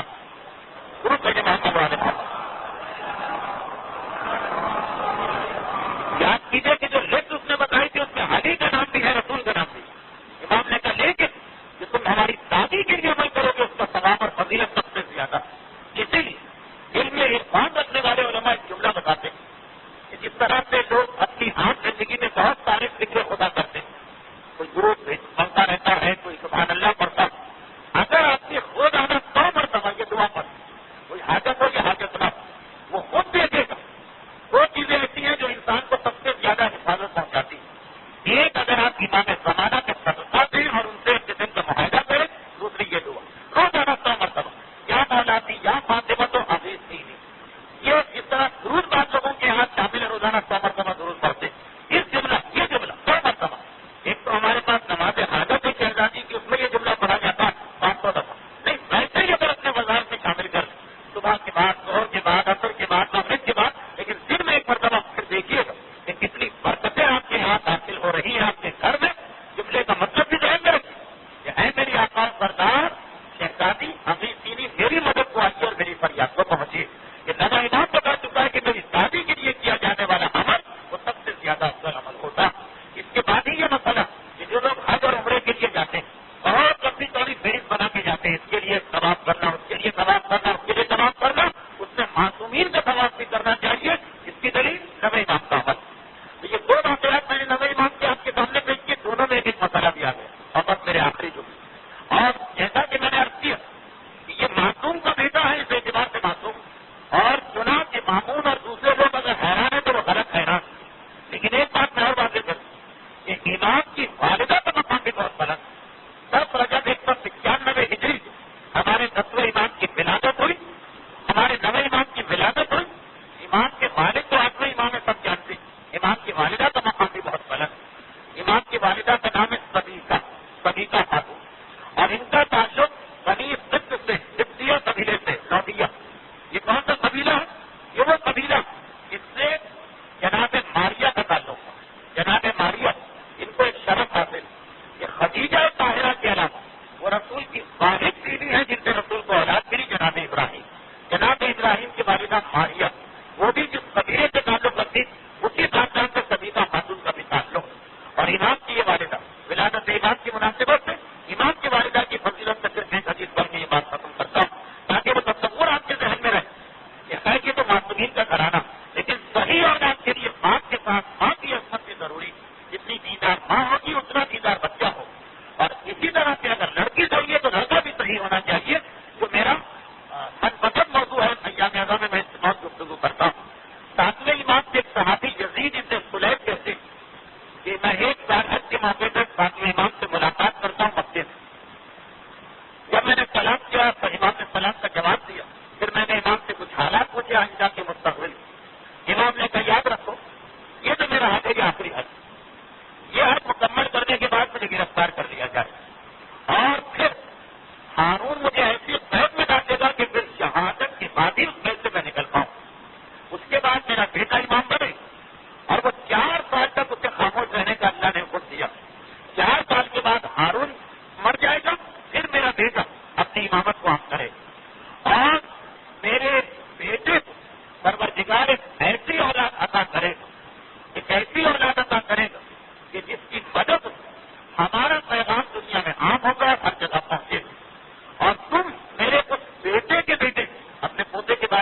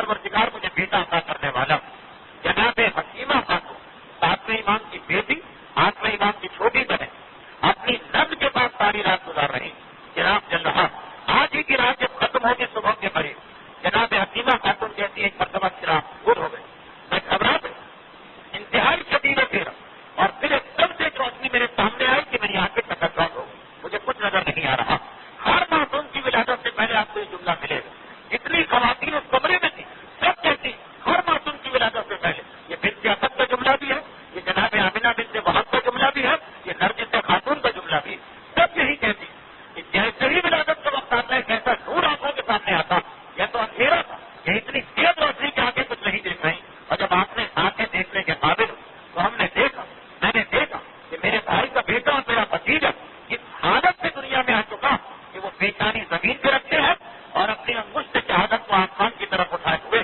اور کہہ رہا کہ میں گواہی دیتا ہوں کہ اللہ کے علاوہ کوئی معبود نہیں اور میں گواہی دیتا ہوں کہ میرے جد محمد اللہ کے رسول اور میں گواہی دیتا ہوں کہ میرے جد علی اللہ کے ولی اور خلیفہ برحق ہے اور ایک ایک کر کے آخری گواہی اپنے بارے میں اور میں گواہی دیتا ہوں کہ اللہ نے مجھے بھی ایسا حاکم بنایا ہے جس کی اطاعت ہر ایک کے اوپر واجب ہے بس اس وقت امام کا یہ جملہ ختم ہوا وہ عین طلوع فجر کا وقت تھا تو آج کی رات جب اختتام کو پہنچے اس وقت ہمارے 10ویں امام اس دنیا میں آئے پروردگار اس امام کا لقب ہی تقی جس کے معنی ہے خوف خدا سے اپنے آپ کو دنیا سے بچانے والا پروردگار تقی کا مطلب ہے بچنے اور بچانے والا جس امام تقی کی ولادت کا واسطہ ہم میں سے ہر ایک کو گناہوں اور آتش جہنم سے بچنے کی توفیق عطا فرما پروردگار ولادت امام کی اس خوشی کا واسطہ ہم میں سے ہر ایک کی توبہ اور مغفرت کو قبول فرما اور ہمیں ایسا بنا دے کہ ہمارے نویں امام پورا خاندان اہل بیت اور خصوصاً شہزادی فاطمہ ہمیں اپنے شیعوں میں شامل کر لے پروردگار ہمارے مرحومین کی بھی مغفرت فرما اور پروردگار اس خوشی کو کامل کرنے کے لیے اپنی آخری حجت امام زمانہ کے ظہور میں تاکید فرما جیسا کہ یہاں کا دستور ہے ایک سورہ فاتحہ کی اجتماع ہے جملہ مرحوم مومنین و مومنات خصوصاً مرحوم جعفر علی جیورات اور جو علماء کرام کا سلسلہ اس میں شہید الثانی علیہ الرحمہ کے لیے خصوصاً ایک سورہ فاتحہ